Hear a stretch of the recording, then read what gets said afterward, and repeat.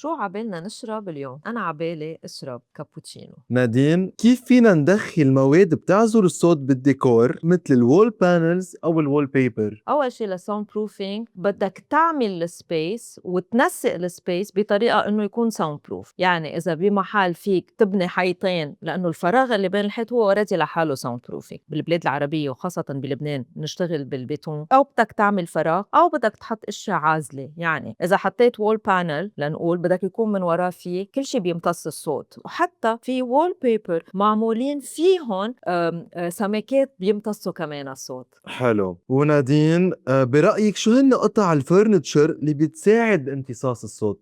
هلأ أكيد أنا كنت عم باحكي على إذا بده يعمل واحد sound insulation مضبوط، بس إذا ببيت عادي عم تحكي عن الأصوات، سجّاد بيمتصّوا صوت، برادة، شراشف مثلًا. اوكي نادين، هلا بما انه ذكرتي كمان الاكوستيك سيلينج، كيف فينا نصممه ليطلع منظره حلو وبنفس الوقت بيحل مشكلة الصدى بالبيت؟ هلأ شوف من زمان كان الacoustic ceiling هدول البشعين عرفتوهم كانوا يحطّوهم هدول المفخوتين كتير بشعين، هلأ صار الجبسم فيك تعمله مع acoustic ceiling، يعني صار في عندك كذا طريقة بتعمله عالي، واطي، ما بقى صعب بالinterior إنّك تعمل عازل للصوت بطريقة حلوة، وما تصعّبها على حالك ولا على حالكم، بالnext level لديكور بيتكم link بالbio.